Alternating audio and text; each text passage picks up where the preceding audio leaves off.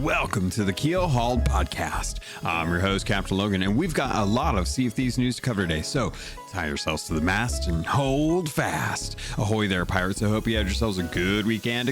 I know I did. This week, it is the first week of the fourth adventure, and it is the battle between the Reaper's Bones and Team Merrick, or the citizens of Golden Sands Outpost.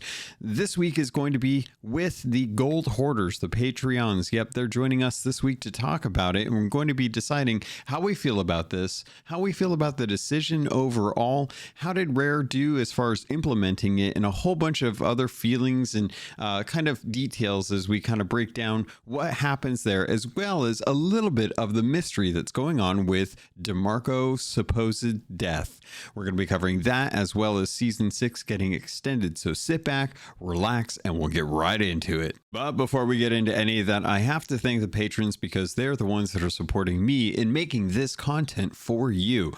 This content is free, and they're the ones that are deciding that it's worth supporting me to make this easier for me to be able to take care of the costs, or to upgrade equipment, or to make trips to Sea of Thieves Fest this coming summer. So because of them, it's a lot easier to be able to do this stuff, to be able to make sure that content continues to come out every week, regardless if it's a holiday or something's going on. I've always tried to make sure that this podcast has a weekly schedule that comes out every Monday, so you know exactly what's going on when Sea of Thieves as much as I do myself, and also just to kind of bring you some lore tidbits as well as the feedback from the actual community.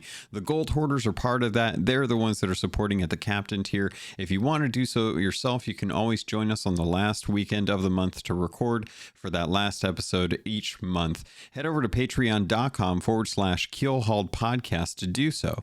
And with that, I want to thank People's Republic, El Cute, Balls, Slum, Captain Hasco, Chateau Neuf, Zombie Killer, Cloud, Cosmic Johnson, Davram TV, El Jefe Esteban, Fergatron, Trickster, Jabaro 5, Kazia the Rogue, Lumpy SRQ, Alcarian Darth, Dub Goose, Evil Morpheus, Xbox Mike 29, Murphy Lives, Mutinous Max, Regis Stella, Rust Belt Kid, Norwegian, Skinny Matt, Scum Melt 666, Strange Stan, Tarnished Film, That Kilted Guy, TN Professor, Real Big Tuna, Uriel Canes, Big Bad Pad, Mina Fairy, Super Pack, Music Me, The Lore Chronologist, Deadeye Dre, Ghost Boy 20, Neon, Evil Martha, Peter Miller, Rooski Doo, Straw Hat Connor, Thor Von Blitz, Windsor Chris, and Zam. Wow. Thank you all so much for your support. Each week, it really does mean the world to me that I get to call out your names.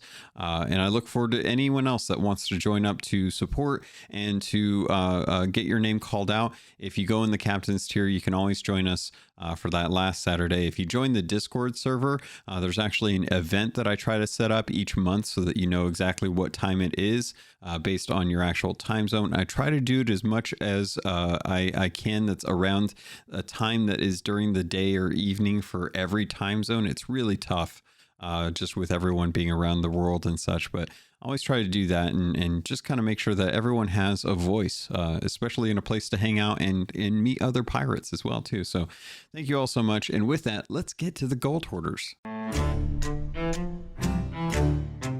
Welcome, everyone, to the Gold Hoarder episode for the Keelhauled podcast. A great time to be playing Sea of Thieves right now. We've got a ton of stuff going on in the game as well as outside of the game. And we're going to be bringing a really interesting discussion to the table this week with the Gold Hoarders. They're joining me to talk about the latest adventure, to talk about the latest mystery as much as we can, and kind of speculate on some of the feelings that are going on with Demarco, as well as all of this Reapers versus Golden Sands Outpost with Team Merrick. So as we kind of kick things off, I'm going to introduce folks that are with us today, and then we'll kind of go from there and just have a good conversation. So El Jefe Esteban has snuck away and managed to kind of jump in here as much as possible. If he has to dip out, I don't blame him because he does have prior obligations. It is a busy Memorial weekend for us here in the States, and I'm not too surprised if a lot of folks decided to take this 3-day weekend to jump in and go play a bunch of stuff out in real life, whatever the game equivalent to real life is that I don't do. That is what everyone else is enjoying. So El Jefe Esteban, welcome. How are you doing? I am doing well, sir. Glad to be here. Awesome. I'm glad to have you. Mina Ferry's here. Welcome, Mina. How you doing? Well, I'm doing all right. Awesome. The football's on for the Brits, and that's what they're doing this weekend? Mm-hmm. Okay. That's all I know. I wasn't paying enough attention to know who's playing. Fair enough. I wouldn't know the... Sorry, not sorry. That's how I am too. I don't know the sports balls. I just know people like them. Regis, our resident fan from Down Under. How are you doing, Regis? Yep, I'm doing good. Absolutely freezing and foggy recently. Oh, I'm sorry, man. It's getting much like Golden Sands right now. Right into the middle of winter for you, isn't it? It's a few days from winter right now, actually. Oh, really? Yeah, it doesn't start till June. What's the temperature right now down there? Has it gotten too cold? 6 degrees. Ugh, that doesn't sound fun at all. Yeah, no. I'm good. Don't. I'll take the 23 that it is here right now. And of course we have Trickster. Welcome, Trickster. How you doing, buddy? Yeah. Hello. I'm good. Awesome. I'm good. How are you?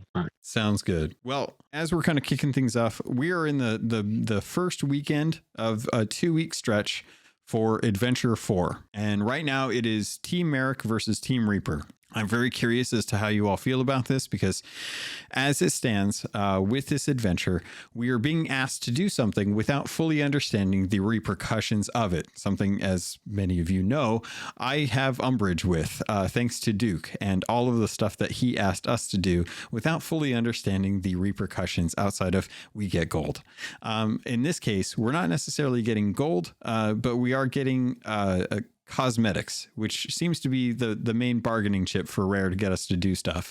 So with this adventure, you're going to be able to choose between saving Golden Sands or burning Golden Sands or leaving it in ruins. And the way that they've tried to manifest this decision is that it's been made available to all pirates in Sea of Thieves. You can do both to get all of the cosmetics. And if you complete all of the cosmetics, or if you get all of the deeds done, then you get all of the mementos, which are the cosmetics. So you have saving Golden Sands sails, and then the Reaper's Mask lantern, as well as the title that goes along with kind of showing your kind of participation. It's just a participation title as far as I'm concerned. And it'll be really interesting to kind of feel like where everyone stands given how this is played out. So right off the bat, I kind of want to work down the list and find out where people are kind of leaning towards. And then I want to kind of dive into the discussion of how we feel about this adventure, and then how we think it's going to go after, if that works for you guys. If you have something in particular you want to jump into too, definitely voice in with what you want. But Hefe, you've been able to jump into this. Have you picked a side that you're doing? So in general, I'm a completionist, so I will do both sides because I want all the things. But overall, I don't know. I'm torn. Mm-hmm. I feel strongly both ways. Like, I want my outpost back, but at the same time, I think it would be kind of cool to let it be something new, something different. So I don't know. I'm not fussed one way or the other. I'll be content regardless of how it shakes out, I think. Interesting. Okay, so you're not very adamant about either situation because you're not really sure where it's going to go then, right? Absolutely. I feel like maybe it's because we've been burned so much by Duke throughout the course of these years. I'm real hesitant to get real excited one way or the other, because as soon as I get excited thinking it's going to be one way, I'm going to realize that, we've, lit the fuse to burn down the entire world, and, everything's going to be uphinged again, and it's going to be our fault because we were the ones doing the deed. Right. So if I knew a general idea of what would the future look like on each path, then maybe I would have a stronger opinion.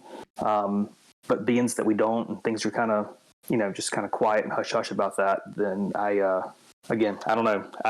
I've been burned a whole lot in this game, mainly with all the things that we've, basically we are 100% responsible for all the mess that's going on in the world, because all the mess we did for Duke for all these years. Yeah.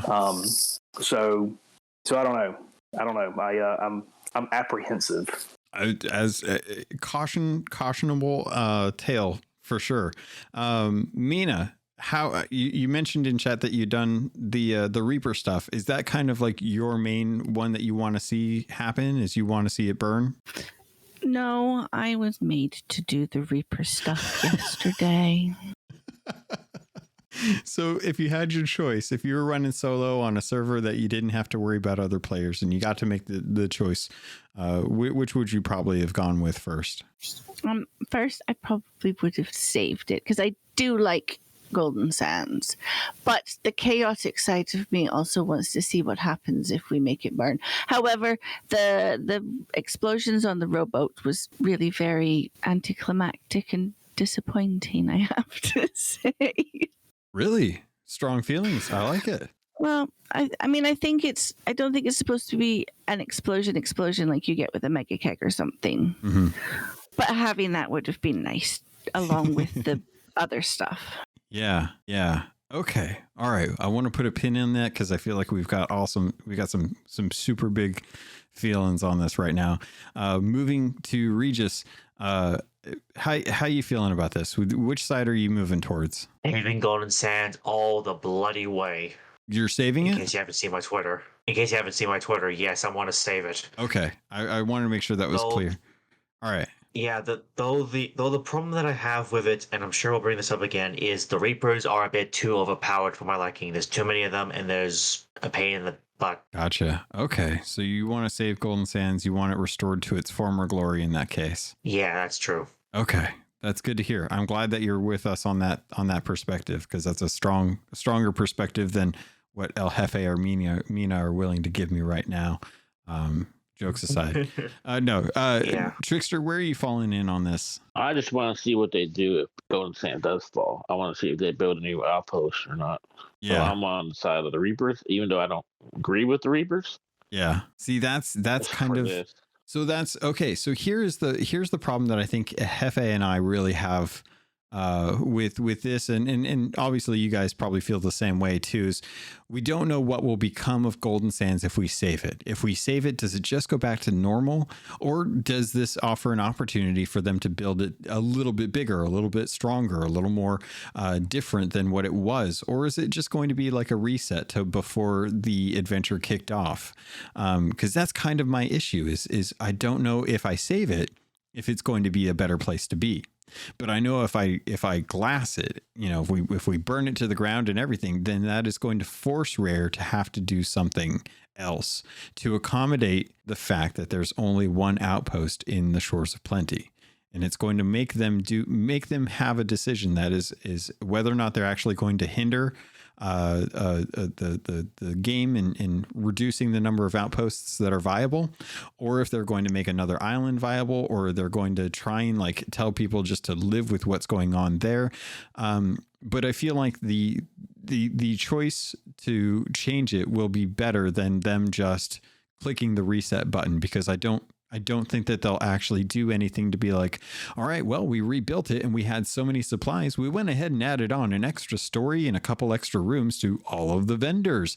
Plus, we're going to add a really beautiful little dance stage out over on the one jetty that has nothing going on. And as a result of that, it's like, okay, well, if it just goes back to normal, then I know what that was because we had it for years. So I really want to hear from your guys' opinions about some of the nitpicks about this, because this adventure seems far simpler than what they were asking for us from the Shrouded Deep. The Shrouded Deep, yeah, I always want a dance stage, Mina. That's a must. Like a keg and a couple grog, or 1,000 chests of grog, like or chests of 1,000 grogs, like a couple of those and a dance stage, like boom. That's a party. We got rave lights everywhere. It's going to be amazing. I want to see what people think about how the two different sides are. With Merrick's side, you go out and you have to meet up with two members from the outpost who were attacked by phantoms and have to grab their sailcloth crates and their bottles of rum. And you have to bring those back to Merrick in perfect condition. The other side of it is you have to go out and find a chest of relics. You have to dig up a chest of relics and you have to deliver that to a Reaper emissary on another island. And then you have to take a rowboat keg or one of the Reaper rowboats to Golden Sands and blow it up. Doesn't matter how you blow it up or where you blow it up. It just has to be blown up, and that counts. So right now it feels like Reapers have it pretty easy, because all they have to do is go find one thing, dig it up, turn it into someone else, and then take a rowboat over to Golden Sands. And there's rowboats everywhere. Whereas Golden Sands, it feels like you're doing merchant cargo runs. And as we all know, most people really don't like doing merchant cargo runs. So Regis, you're kind of on the side of saving Golden Sands in this instance. How do you feel about the balance for this adventure? Well, for the Reapers, you get to blow stuff up, and who doesn't like blowing stuff up? Yeah, totally. Considering the CFEs is full of explosives, why the hell not? Right.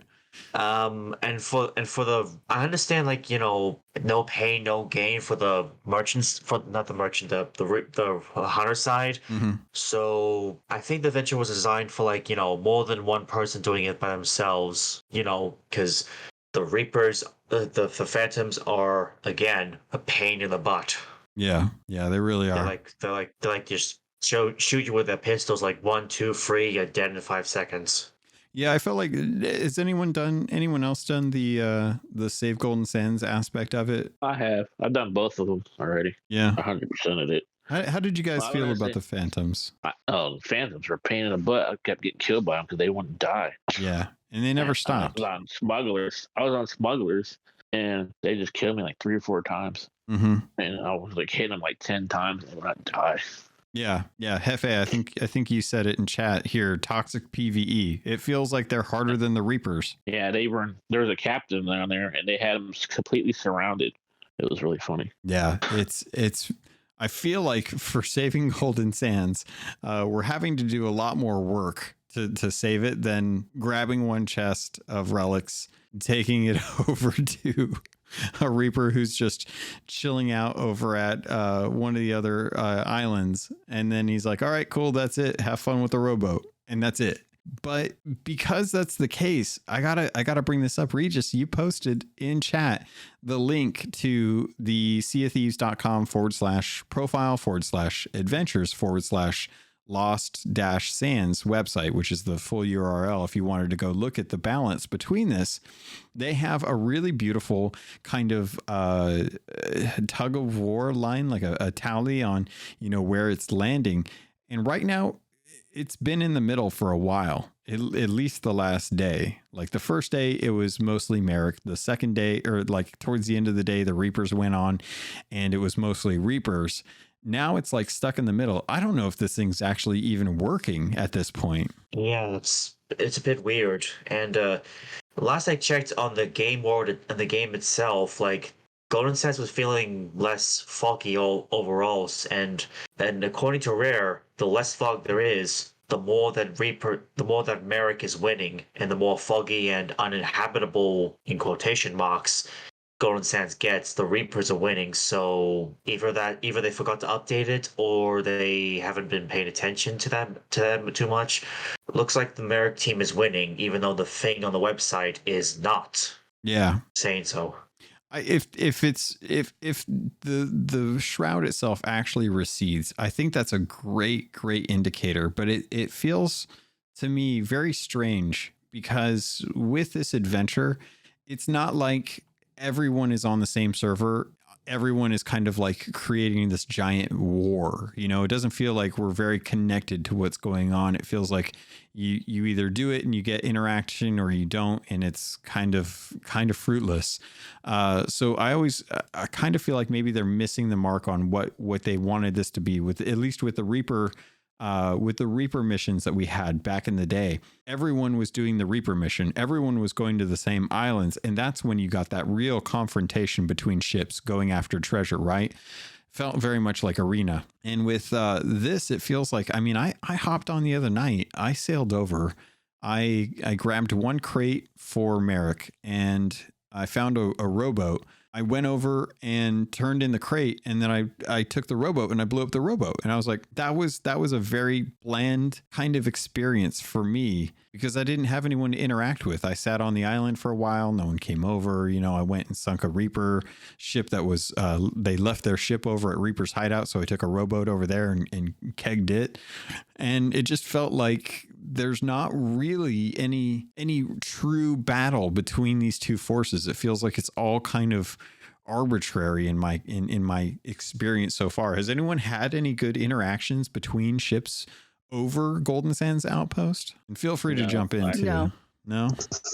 I also want to say something about you said building up on Golden Sands. Oh, I please. like how they add the ornaments, the cannons there. Yeah, those were cool. Yeah. Didn't get to use them. If they do save kit, those should stay. And I think the other outposts should also build ornaments to a reaction of what's going on at Golden Sands. Yeah, I think that would be great. And in fact, I'm really kind of confused about why the motivations for me right now, and maybe you guys can help me out with this. The motivations for the Reapers right now seem very childish. It feels like this is like you went and you did something and someone's trying to stop you from what you did and you just want to go back and kick over their sandcastle. It's like you kick their sandcastle over and they're trying to rebuild it and you're just being really selfish and you just want to go kick over their sandcastle again. It's like there's 7 other outposts out there that you could go destroy. But for some reason, they're so fixated on this one that it doesn't quite feel like the motivations are clear. And I know that the servant has said that Flameheart wants Golden Sands to remain the way it is, but without any kind of context as to why, it feels strange that it's like, well, why don't we go take over one of the other outposts? What's so special about Golden Sands? Mina, you got some feelings. Jump in, please. Now you mention it, it does seem a little bit like that. And I wonder why exactly is it Golden Sands? Is it because it was mentioned in the book, The Athena's Fortune? I mean, why couldn't it have been, I don't know, Daggertooth? It's a horrible outpost. Go destroy it. I don't care. Why does it have to be? Is it because that's where Wanda maybe first? Is that not where Wanda was to start with? Yeah, I think. Could that be why? It could very much be why. That used to be her old Even though stomping she's grounds. not there. Yeah. Well, I mean, he went and kidnapped her sister out of spite to try and turn Wanda with an O against Wanda with an A. So, I mean, it feels like this is like a lover's quarrel that we're being dragged into almost. And Hefe, you got some thoughts, so jump in. So in the lore of kind of like the previous lore of the game, Ramsey ship was sunk off of GSO when he fought, was it the Old Mother, the original main Kraken? Yep. And it was like all those chains and stuff. Isn't that like what he went and made the locks out of for the chest? Yep. And like the keys, and so like the keys that the Gold Hoarder has now are copies of the original set that he had, because at one point only Ramsey could open the chest. So maybe the fact that there is a lot of really like base lore of like the whole world is from that area. Maybe there's something there, some significance to that that we're just not privy to yet. It's also where the Silver Blade sank, as we learned with Wanda when she was working on the cursed cannonballs. She was able to pull one of the cannons from his ship. She was able to find it, and that was supposedly off the coast of Golden Sands Outpost. I was under the impression, based on when it sank, that it was shrouded with it was enshrouded by the Devil's Shroud. But apparently she was able to find one of the cannons, which is how she was able to craft the cursed cannonballs that she then used to try and take over the seas with. So there's definitely a chance that the reason why, and here's kind of my long play thought of this, the reason why it's GSO has to do with the fact that Flameheart Sr. is still currently trapped in the Sea of the Damned. He can't come back to the Sea of Thieves yet. If the Reapers are able to convert the island to a place that is heavily shifted over to the Sea of the Damned, kind of like how Old Boot Fort was converted over to the Fort of the Damned, then I think it might be a little more possible for Flameheart Sr. to make it from the Sea of the Damned over to the Sea of Thieves. And if that's the case, then there's a chance that he may be trying to resurrect his old ship. Outpost of the Damned, Regis? You had a thought. Jump in. Well, I was thinking like earlier on in the thing, like maybe GSO was like the first proper outpost to be like fully fleshed out in lore in the Sea of Thieves world. Like maybe it like has some kind of symbolic meaning, like, oh, it's the first bits of civilization to be fully introduced into the Sea of Thieves world. So if Flameheart preferably destroys that, then that means it's going to be, strike fear into the hearts of pirates, but may cause like a retaliation against Flameheart by the likes of Venus Fortune. So you never know. Yeah, I could see both. It definitely plays into that as well, too. If that's the home of where Sea of Thieves was kind of founded, then there's a good chance that that's what's going on. Hefe, you got some thoughts? Jump in, buddy. So if you go into Wanda's workshop in the cave on Wanderer's Refuge, you can kind of go in that back area where she has basically made the shrine to Flameheart. Not only did she get a cannon off of the Burning Blade, she also took the figurehead of the Burning Blade, because the figurehead is there. Yeah. So there's more to that ship than what we may think. So the idea of Flameheart wanting his old ship back, and if he can resurrect memories and stuff from the Sea of the Damned, I don't see why he couldn't resurrect, his ship to kind of back to its former glory. That actually makes more sense to me than probably anything else I've heard. I could see the logical progression kind of that thought. Yeah, that's kind of like, I have no idea if that's actually what's going to happen, but that's kind of what I feel like is the goal here. Like, and it kind of lends a little credence to the idea of why the Reapers wanted the Veil Mask so much. I feel like the end game here is that Reapers are trying to bring back Flameheart. That is their main goal, and that is the goal of the Servant. And the way to accomplish that is by using the Veil Mask to either travel to and from, because if we know the Shrouded Ghost was able to pass between the two realms, then at least we know that mask could do potentially the same thing for Flameheart Sr. And if that doesn't work, if Athena's Fortune crew has the Veil Mask, then they can't use that as their means. So maybe the opportunity here is to convert Golden Sands Outpost into what Regis is mentioning is an outpost of the damned, where ghosts and spirits would inhabit it, and Flameheart would be the kind of consequence of us that changing that is that we would then end up turning that place into a place where Flameheart could come back to the Sea of Thieves, and we would then have to deal with the Sea of Thieves with and we've seen Bell resurrect the killer whale. It wouldn't surprise me if Flameheart could resurrect the Burning Blade.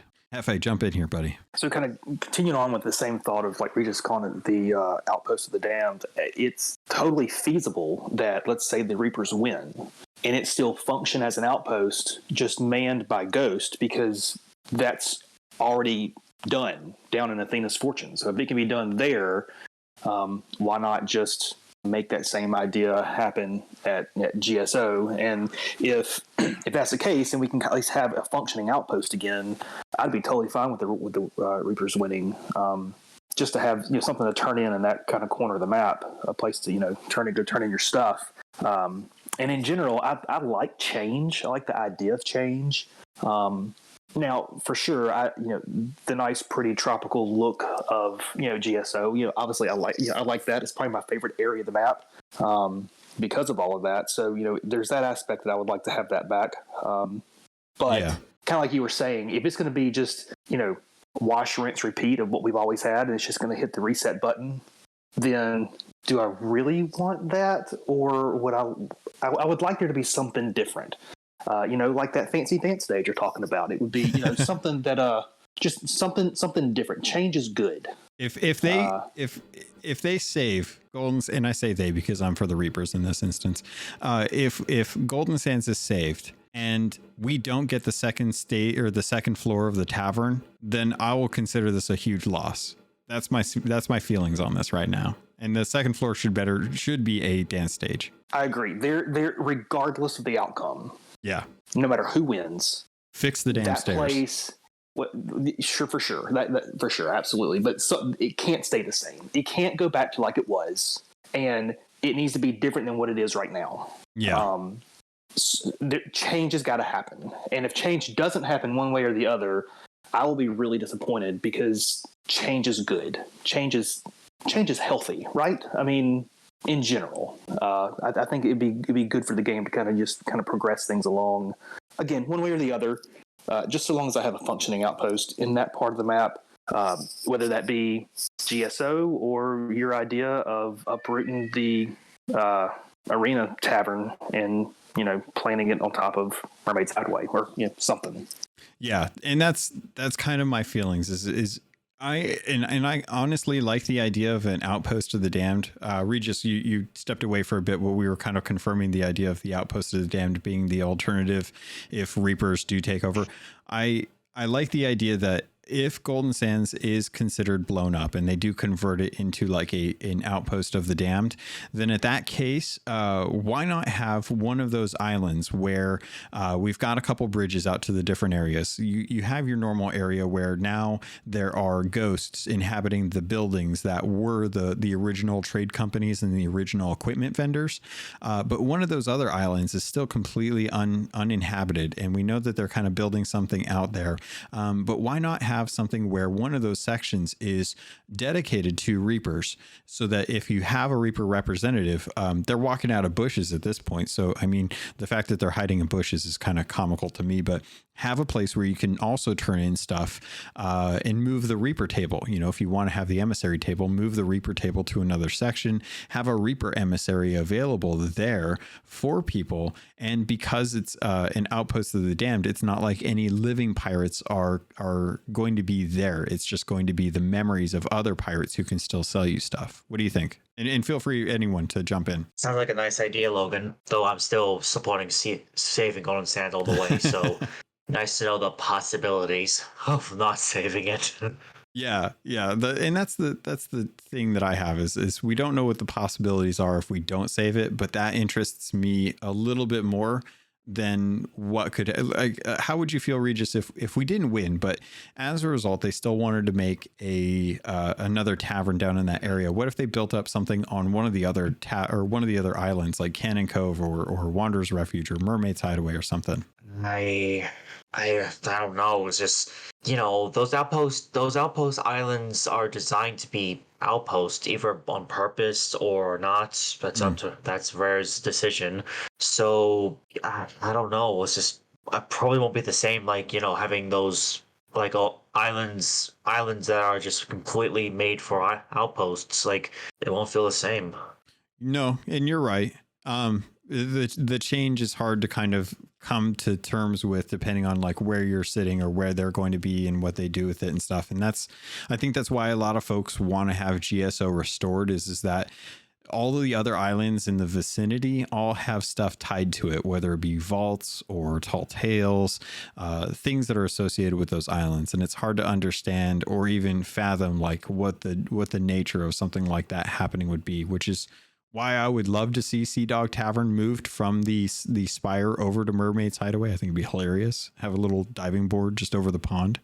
But I do think that ultimately, regardless of which way this goes, Golden Sands Outpost will continue to be an outpost. It's just, will it be something that humans are occupying, or will it be something that maybe ghosts are occupying? I would like to see them build a floating outpost somewhere near Mermaid's Hideaway. I don't know how likely that would be, like made out all wood. A float? Oh, so like a I'm trying to think of a good example here, but kind of like one that's just kind of one that shifts around, kind of on buoys and stuff. Mm-hmm. Well, it'd be in the same spot all the time, not floating around. Take plenty of space down there by Mermaid's Hideaway, so they can build out a new outpost down there somewhere. Yeah, take all the like wrecked ships from the arena turn-in spots. tie them all together, or link them together by drawbridges or whatever. Oh my god! Suspension bridges, and have you a new outpost there, and each trade company and or shop is kind of on its own little beat up galleon, and there you go. I like that idea. That sounds awesome. I'm not even gonna lie. That has Waterworld vibes that I'm totally vibing with right now. That just sounds epic. I kind of want that now. Yeah, like Shipwreck Cove. Yeah, Regis, just like that, the Sea of Thieves style. I kind of want that too. If they'll do that, then nuke the fire out of GSO. And they can use whatever's left from Golden Sands to help rebuild too. Exactly. They're going to completely destroy it. Oh, that'd be cool too. All the what do you call it? Legends of the Sea stuff to there. That'd be so cool. Yeah, if they took some of the old buildings and started to tie them haphazardly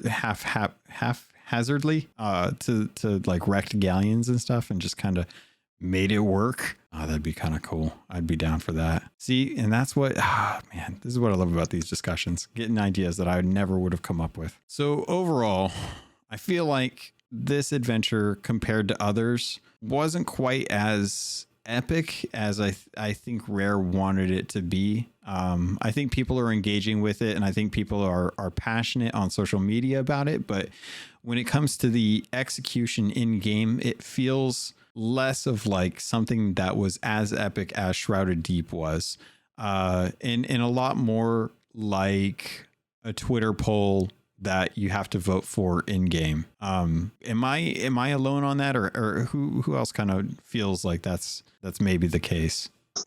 Yeah, I agree with you. I feel the same. Yeah. But we got to think too. So the last adventure we had ended a story arc. Mm-hmm. So we are now starting a new story arc. So this is just kind of laying the base level foundation kind of where this next story is going to go. So it compared to the last adventure, this one here is terrible, just boring. I mean, it is nothing but running stupid merchant crates across the world, which has got to be the worst thing in the game, in my opinion. So going from that really epic kind of fight with the Meg and all the music and Pendragon and just Merrick and Bell, all that whole thing, to this is kind of like a big womp womp. But at the same time, I understand that we have basically hit the reset button story wise, and we're now starting a new arc, and it will progress and grow over the next 2 to 3 adventures to another kind of grand finale of whatever the end of this arc will be. So we just got to remember these things are going to be cyclical in that regard. And it's not just going to continue to increase in grandeur from one to the other. You just got to, because it's a whole brand new story arc. Yeah, it's a fair consideration to take in. Let's kind of go down the list here, because I know you guys still got some thoughts on this. And Trickster, I don't want to miss yours on this. But Mina, did you have any thoughts? I know you've been quiet for a bit here. Ahoy there, pirates. This is the ad for this episode, and I did want to let you know, if you wanted to avoid these and just get a regular filler, you can head over to the Patreon. There's a special feed just for patrons that get the ad-free version. If you want to keep listening, though, I can't say I blame you, because this week I want to let you know about Loot Crate and getting 15% off of most crates and crate subscriptions when you use the link and code RobotsRadio in the show notes. Also, you can head over to audiobooks.com, get your first 3 audiobooks for free, and that can include any 2 VIP books, or use the affiliate link for Green Man Gaming. If you're a PC gamer or you'd like to save money on games, it's one of the benefits of being a PC gamer. Head over to Green Man Gaming. You can get codes for Steam, Epic, any of the different stores that they have deals going on. They have deals going on all the time, and if you plan on buying there, please consider using our affiliate link. All of that goes straight to me through the network. Thank you all so much for everything that you do to support this podcast. It means the world to me, and I continue to try and improve the quality and the content for you. With that, pirates, let's get back to the show.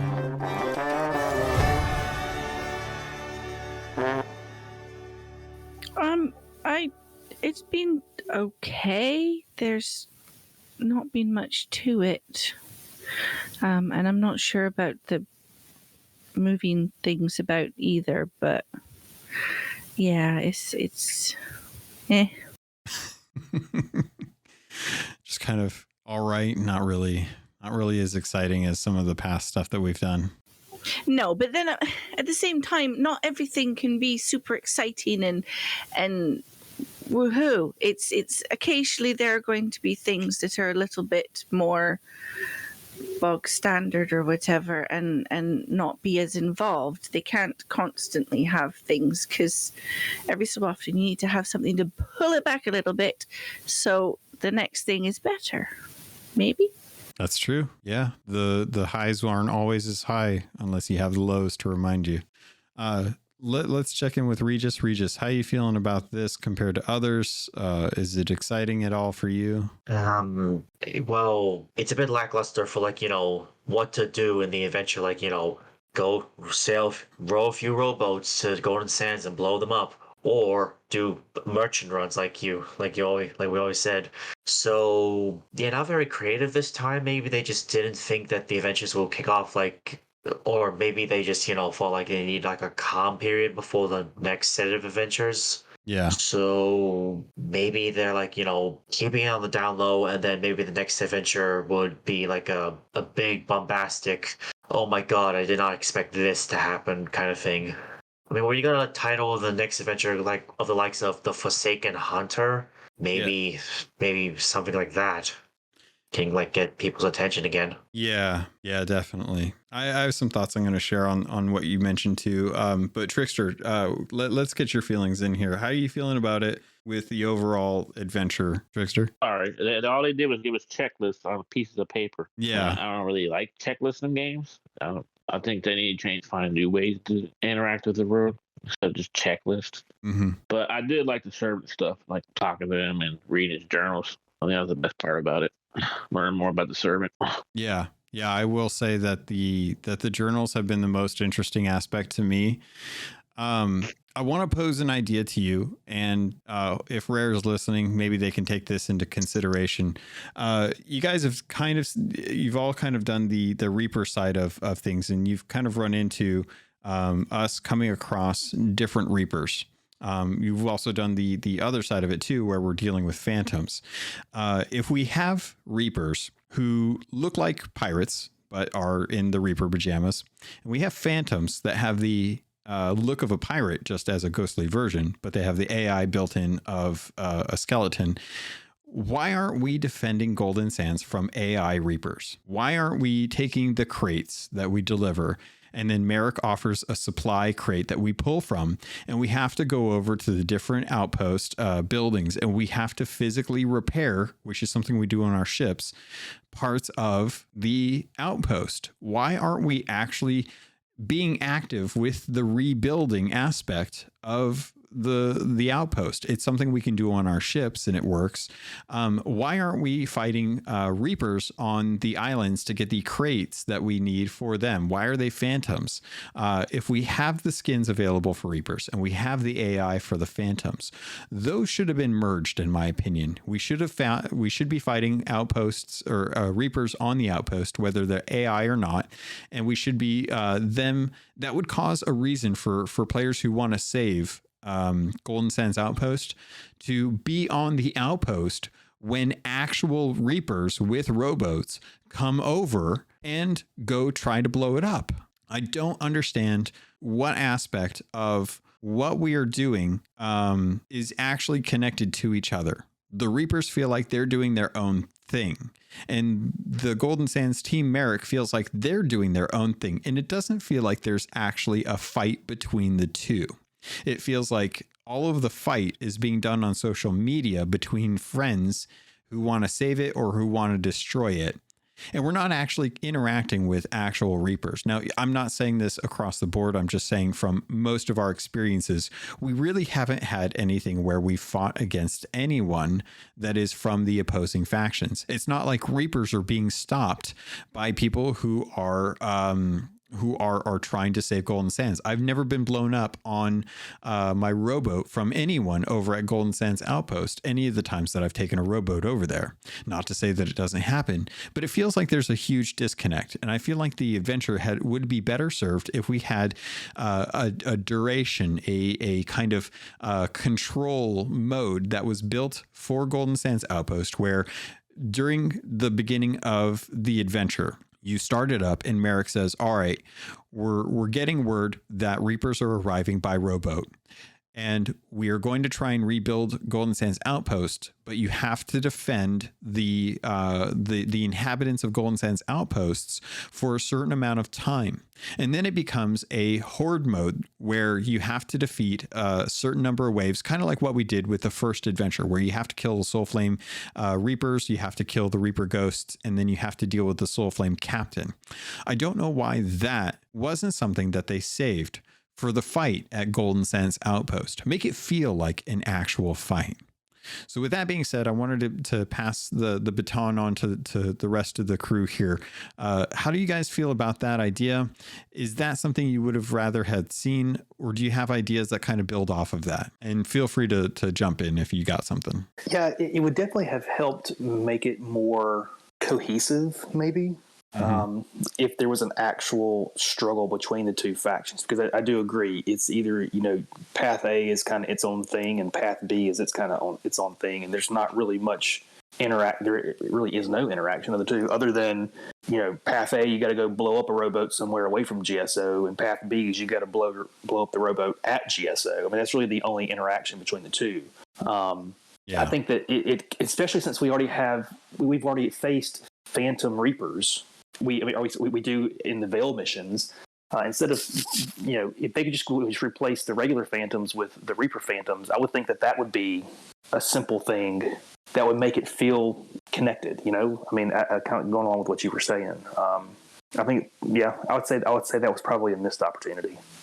Yeah, and I still think that we're at the point now where they are still very hesitant to propose human AI. Like, for whatever reason, they don't want people to be confused between someone that's a player and someone that's an AI. And because of that, I feel like we're missing the opportunity for them to explore the idea of Reapers being larger in mass as a trade faction than what they actually are, which is the occasional pirates jumping on. Since there's already limited number of ships on a server, only so many of those are really going to stand out as Reapers. So you're always in the minority as a Reaper. So to have an AI threat that looks like Reapers, and the thing about the pajamas is the same principle that I learned about with Halo. When Halo first had Spartans, the Spartan 2s, all wore the same armor. So they all looked the same.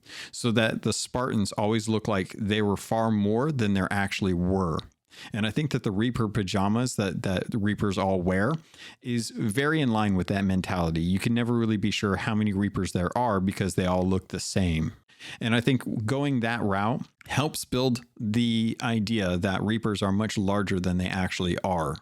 And that's always worked well with like fear tactics in warfare. So I think Rare really has to consider, if they're going to do something where they have AI threats that look like they are human, then just leave them nameless, because at least all the players in the world have gamer tags above them, unless you have the HUD turned off, right? Even if you've replaced the gamer tags, they still have gamer tags that are built in by the game to indicate who those are. And unless it's a named skeleton or a named phantom, all the other ones, like all the regular phantoms, don't have names above their head that I can recall. Correct me if I'm wrong, please.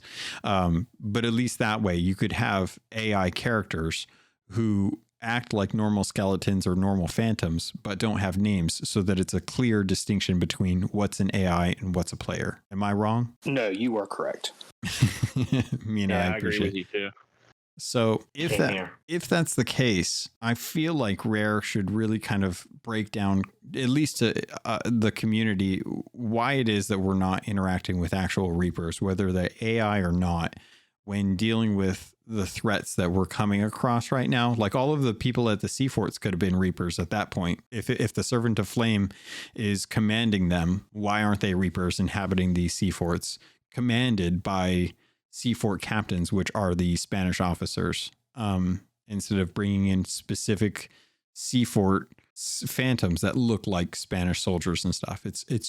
I'm really curious to kind of break down like why they're so kind of cautious about moving to that style of AI threat.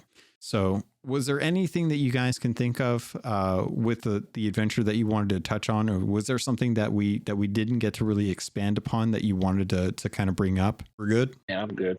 I'm Okay. good. Did you all want to dive into with the last 10 minutes? Did you guys want to jump into the mystery? Anyone have any big theories about what's going on there, or how you feel about it? Have you gotten to do it? Stuff like that? I have feelings. Okay. Let's hear them. The story, I'm excited about the story. And I definitely think that I fall on the same lines as you do, that is not actually Demarco's body, but it is a ploy or subterfuge to allow Demarco to go do stuff for Ramsey without folks noticing it. And so I'm kind of excited to kind of see how that all kind of fleshes out or whatever, and whether we're right or wrong or whatever. I'm excited about that. I really, really, really hate the way they are piecemealing this out and tying it to basically us going and being commercials for the studio, which I get it. It's at the end of the day, I get it from a business perspective, but man, oh man, I just, we were joking on Discord the other day. I feel like Ralphie from A Christmas Story, and we're over here decoding our little message, and he's like, drink more Ovaltine, a freaking commercial? And I feel like that's where we're at this point. Like, we're over decoding our little message, and and I mean, they've even done it. That when Sea of Thieves started trending on Twitter, they even took a screenshot of that and were like, "Look, we're trending," and which just confirmed to me that, yep, we are doing exactly what you want us to do, which is basically what we've been doing for what we've always done. We're pawns to somebody, right? In game, we've been pawns to Duke for all these years, and I just feel like now we're pawns to the studio to give them a bigger social media push. And I don't know. I feel like the drink Ovaltine may have pushed you over the edge here. So anyhow, those are my feelings. The story piece of it, I'm super excited about. The way we're going about doing it, Regis, how you feel? Yeah, I agree with El Jefe. Like, we feel like we're like promoting a commercial, or in this case, a mystery. Like the things like like 2,000 retweets, 3,000 comments, which I'm pretty sure all of them would just say, unlock the adventure, or hey Rare, do this, something like that. I don't know. This feels ridiculous, to be honest. I feel like a bloody idiot. So I'm with you guys on that, and that's kind of why when I saw that image, someone had posted an image with some custom text, and I've got another one that I'm working on right now that I haven't posted yet, but I'm hoping it's funny as well too. But when I saw that and I saw the post about the 2 M's, I thought it was tied to in-game lore, and I thought that there was something that we were going to have to work out, like who does that music box belong to. So I was like, all right, we got to go check all the outposts. We got to go see where all the equipment vendors are. We got to find where there's missing a music box. No. That's not what that's about, Logan. It's about likes. It's about retweets. That's where the social media comes in. And that's when I felt a little disconnect between the excitement with the lore in kind of revealing, what's going on with this mysterious death. Is it actually a murder? It seems like everything's kind of pointing to the obvious, which is that Demarco's gone. And that always makes me question, is that actually what's going to, like, I feel like, Death on the Nile or Murder on the Orient Express. I can't remember the detective's name, but it's one of those situations where it's like the obvious answer is there. Why won't I accept the obvious answer? And that's because it's meant to look like the obvious answer. And I really love that aspect of this. I think they've done a great job with the tech and using the lantern thing. I remember talking to Mike a long time ago when we got Seabound Soul, and I was like, dude, I would love to have this lantern work for other stuff in the game. I would love to see the Kraken that was murdered by Briggsy's ship over by Crooked Masts. I would love to be able to hold up the lantern to that and see like the actual event happen through the ghosts and stuff, see like the actual thing that happens. So when they brought in the lantern and they tied it to the maiden voyage chest, but it's a Sea Dog lantern, that tells me that it's probably Merrick's, or not Merrick's, excuse me, Demarco's, because it would have been his father's chest. It would have been his lantern. But it seems really weird that that would be out there unless he left it as a clue. And if the question is who killed Demarco, then that is him trying to tell us that there's something going on. And it may not actually be him, but it may be him telling us that he's not dead, but try and find out who was the person that was trying to kill him. So with the whole story, with the whole mystery, I really love that aspect. I think it's really cool. I'm excited for it. I want to dive into it. I love the work that's been going on with all of the different notes around the world on the graves and stuff. I want to go back to the videos and take a look at that. And the thing that I'm bothered by is, if they are going to do teases for the game, I don't want them to be teases that are gated by social engagement. I understand why they want it to be like that, but when it comes to social engagement, if it fails, then it shows that your community doesn't feel rewarded for the effort put in. Like, we got the 2,000 retweets for the first video, and everyone was excited because we're like, great, what's the next thing going to be? And then it turned into another engagement test. And that was when everyone was like, nope, this one isn't as clear. We don't know what we have to do. And we're not going to sit there and try and get people to comment 3,000 times to try and get the next clue. We would much rather you just give us the clue at this point. So I'm looking forward to seeing where this goes. I definitely don't think that Demarco's dead. I think he's half naked somewhere, and I think he's trying to lay low and trying to suss out like who's trying to kill him. And that's something he was able to kind of ditch them, or he was able to kind of like lose their tail to be able to set this murder scene up so that people thought that was the case, and that whoever tried to kill him is still out there and trying to lay low because they know that they failed, and we are now up on the task of how to find out who that was. But what did you guys think of the lantern? I think it's cool, and the fact that we pull it out of the same chest that belonged to Ramsey that we pulled his old equipment out of in the maiden voyage that he gives us, I think is significant. Which I think ties back into my belief, to go along with yours, that Demarco's not dead. And I think those were kind of giving us little clues to let us know that, again, why would we be getting a lantern out of a chest that belonged to Ramsey next to his dead body? That doesn't make sense, other than the fact that it's there as a clue, letting us know that there's something bigger going on here. Yeah. And I mean, there's way more story that can be told on that path versus, oh, he's dead, the end. Yeah. Who done it?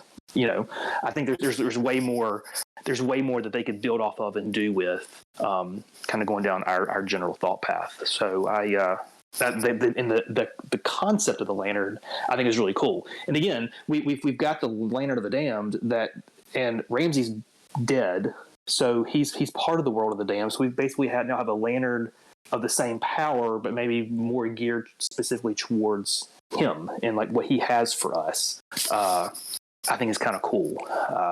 So I'm excited to see where the story goes. It definitely has great potential. Just Rare, if you're listening, please, for the love of God, don't gate it so much to social media interactions, because when it went from 1,000 somethings to then 2,000 somethings into 3,000 somethings, at that point I'm like, I'm done. I'm out. This is ridiculous. Have more in game or do things some other way.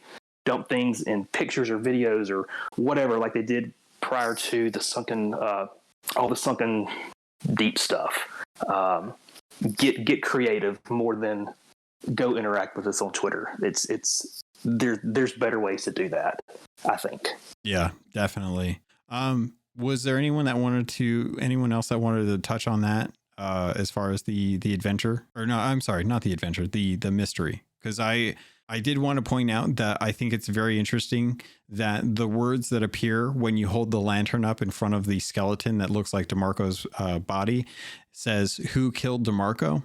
It seems very interesting that someone who has a chest from Ramsay's maiden voyage with a Sea Dog lantern that can show things that are hidden by normal lamplight, that someone else would know how to write the words "Who killed Demarco" in something that could only be seen by a lantern held up that was in a chest by Ramses. It seems to me, at least, that Demarco knows that lantern can only reveal messages that are done in a certain way with some sort of, with a magic way to kind of reveal the message. Very much in the way that made me think of the drink Ovaltine part of decoding from Christmas Story. And it clearly says to me that Demarco is setting us up to try and find out who his would-be killer is. So if anyone has anything else they want to jump into with the mystery, feel free to speak up, because I did want to touch on something before we get out of here that Trickster actually brings up about season 7. You guys good? Yeah, we're good. Okay. So Trickster, you brought up something that was really a clear thing that we just found out today, actually, just before recording. Season 7 has been pushed out.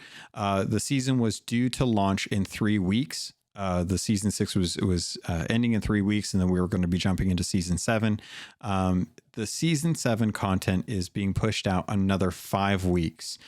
So right now, season 6 is going to go from now and then for the next 8 weeks. So I'm very curious to hear how you guys kind of feel about this.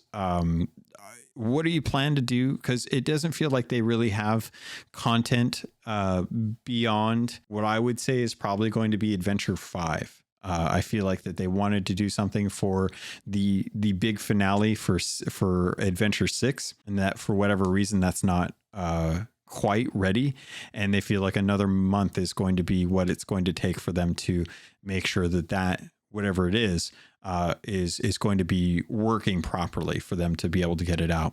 But we've got another 8 weeks of season 6. Hefe, how do you feel about that? And we'll kind of work down the list. So in general, I would much rather Rare pump the brakes, take some extra time to get things right, whether it be content or what have you. And I do feel that, I mean, we've been getting a lot of stuff regularly now for months and months and months, which has been great, but I think at the expense of the stability of the game. Yeah. So if this pumping of the brakes allows them to make the content really top notch, and hopefully at the same time work on some stuff on the back end to fix all the crazy glitches that's been going on, I am 100% okay with that. I would much rather get less content, go longer stretches without getting new content, if it's going to mean that it's going to be of higher quality than a bunch of stuff all the time and it be not great. Yeah. If that makes sense. Yeah. Mina, how do you feel about this? Are you good with the extra time, or were you kind of looking forward to what was coming with season 7? I can't remember what all they said was coming with season 7. But I'm with Hefe. If them delaying it means that it's going to be better than what it would have been if they'd just thrown it out in 3 weeks' time, then that's fine. I will look forward to whatever it is that they're making. In the meantime, we'll just continue to goof off and cause chaos, probably. That's especially true with your crew, by the way. I know. Well, Regis, we're getting an extra 4 weeks, extra 5 weeks tacked on to season 6. You good with that? You looking forward to season 7, or you got any plans for this extra time? I have no idea. I thought it was like a glitch or something like that, but I checked on the CFE's Discord just while you're talking, and I saw like it's been officially delayed. I was like, okay, as long as you can fix the stability of the game, because rubber banding's an issue, especially here in Australia. So yeah, I hope they fix and cook the next update in the oven. And does it sound greedy to say I want more stuff than what they're already planning in the next season, even though we don't know what it is? Until we find out what it is, I'll say it's greedy, but I mean that just means you're excited for the game at that point. I don't blame you for that. Yeah. Trickster, how I was about really you? looking forward to see if he's Yeah, it's true.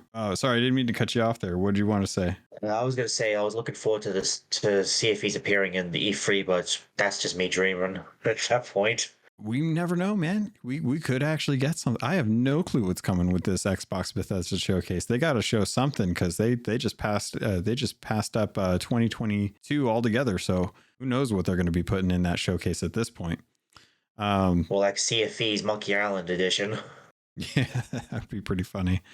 Yeah. So Trickster, we got an extra 5 weeks. Season's going for another 8 weeks, and they want to make the future content more stable from what we understand. They want to bake it longer. How you feeling about that? Overall, I'm fine with it, but I am disappointed because I was really excited about season 7. Yeah. I know you. I'd rather it come out better, not broken, than be pushed. Yeah. I'm kind of curious. Anyone have any feelings on? Do you think that an extra 5 weeks is really enough time to really kind of polish what they've got coming? I have no idea. Well, I mean, so this current season's been out now for what, I don't know. God, it seems like months and months. So next year, yeah. So this season's already been exceptionally long compared to the other ones. I think maybe I'm wrong about that. It just feels like it has been. So I feel like they've been working on stuff. And obviously, there's significant world changes coming, at least to all the outposts, because that random dock that's at all the outposts, things have been changing there. So there's things that are happening on a static level on top of this whatever is going to be new for the season. Mm-hmm. So it seems like they're working on a bunch of things on top of whatever the next adventure is and whatever is going to be happening with the mystery. So I think it's going to be good. I think that, again, I feel like there's a big smorgasbord of things that they're working on. And again, I'm totally cool, totally fine. I would much rather them take time to get it right than just dish out half-baked stuff, which was kind of my fear whenever they launched the season concept to begin with, mm-hmm. was that it was going to be too much too quick. Because of just kind of going back to the way things used to be back when they had those monthly updates, or even back when it was like what felt like was like almost weekly updates, was great, but it was not sustainable. And they changed their release cadence when they realized that it was just not sustainable from a stability perspective. And that was my fear, that I was kind of going back to something similar to that may happen again. And I may be wrong, but it feels like that's where we're at. I mean, the game is probably at its most unstable right now than it's ever been. So maybe they're just kind of pumping the brakes to kind of catch up on some of that back-end stuff, along with making sure that what's new's coming is A, going to be able to be supported with the game, and B, making sure that it's going to be a quality product when it comes out. Yeah, I think you kind of named all the things that I had in there that I was thinking about. But yeah, your fears of them being aggressive with the seasonal concept seem to be validated in this instance. It felt like they wanted to put in a lot of content, and the content that they are putting in is taking longer than they were able to commit to with the seasonal pacing. As they decided they wanted to put out a roadmap, which immediately dooms any game development whatsoever. As soon as you put a roadmap out, you're doomed to delay at that point. So they did never put dates on it, but they definitely had an idea if they wanted to have a 3-month cadence with this. If anything, this should help folks out that are behind on their ledgers, as season 7 is typically the start of a new ledger season. But most of us, I think, are probably caught up with most of that. But this will help kind of serve folks that are kind of behind. Anyone else have some feelings on the season getting pushed out longer. Well, I'm just saying they still put the Vector 5 trailer out at E3. All I gotta say. It's true. Yeah, there's always an opportunity for them to put something out, even if it's still a ways out. I would not be surprised if they had something big planned for the Xbox Bethesda showcase that wouldn't come until like later in the year. Like I would not be surprised if they said, hey, in season 8, we're going to have Flameheart have the grand finale as a result of what happened because of Adventure 4. And that kind of kicks off like our hype train for what's coming with Sea of Thieves in the future. Did anyone else have anything they wanted to chime in on before we head out? Well, thank you all so much for joining me this week. It was great to kind of sit down and get some thoughts on here. I really loved the ideas that we came up with regarding all of the different outcomes that could come with the Save the Golden Sands or not Save the Golden Sands. I think that was really cool, and I'm really glad that we got to have that conversation. So as we kind of head out, any parting words from anyone or anything that anyone wants to promote, feel free to do so. Going down the list again, El Jefe Esteban, thank you for joining me. Thanks for dropping in as always, even on a busy weekend.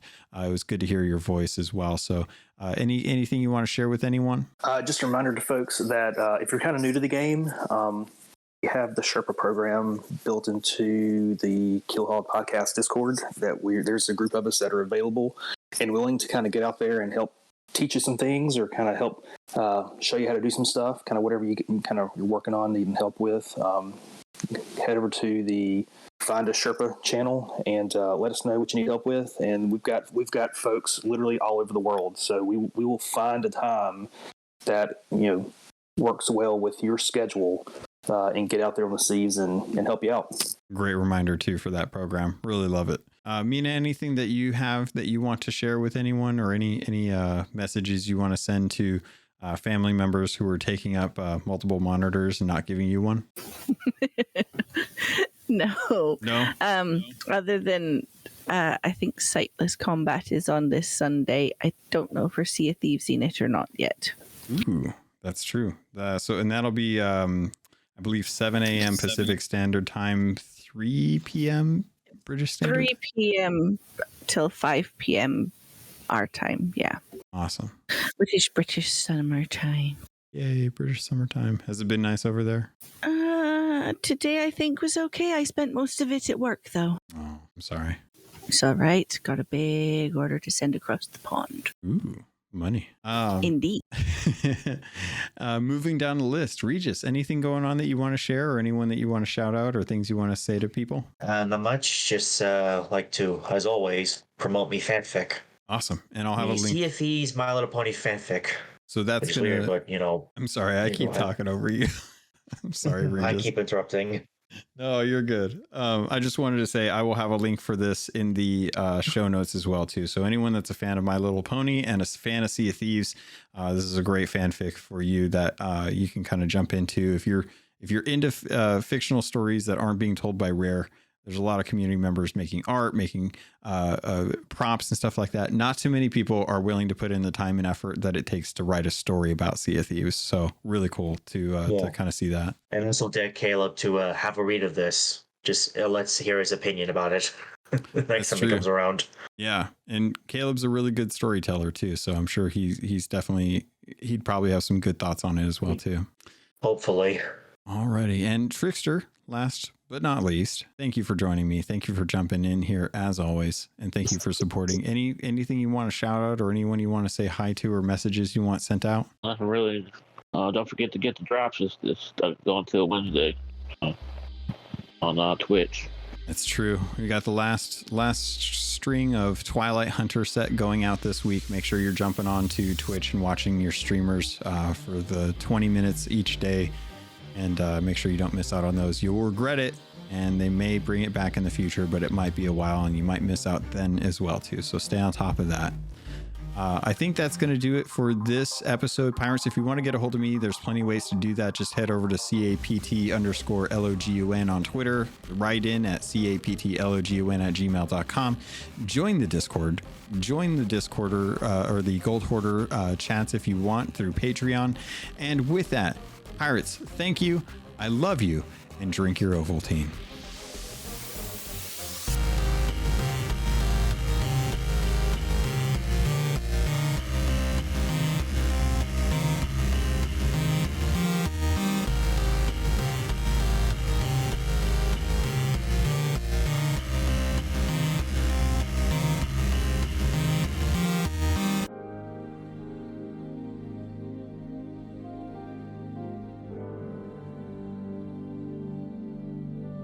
You've been listening to a Robots Radio podcast. Smart shows for interesting people. Check out all the shows at robotsradio.net. Hey, I'm Pylon. And I'm Doc. And if you've ever played an Elder Scrolls game, you've probably used UESP.net to help you find information about a quest, dive deeper into lore, or really learn anything about the Elder Scrolls. But did you know we have a podcast too? Every week we bring you the latest in Elder Scrolls news, dig deeper into topics surrounding the game, and have a ton of fun while doing it. You can find us on your favorite podcatcher by searching the unofficial Elder Scrolls podcast. Can't wait to see you all there. Looking for a Fallout audio drama? It's True Vault Escapades! That's right, follow the death-defying adventures of Detective Walter Camry and his Vault Girl Bunny as they solve the Wasteland's biggest mysteries. From the dramatic Texas prologue to the high-stakes world of New Vegas, Walter and Bunny risk it all to crack everything from murders, slaver syndicates, and corruption at the highest level in post-nuclear America. True Vault Escapades. It's a Fallout show with a detective twist. Look for True Vault Escapades wherever you get your podcasts.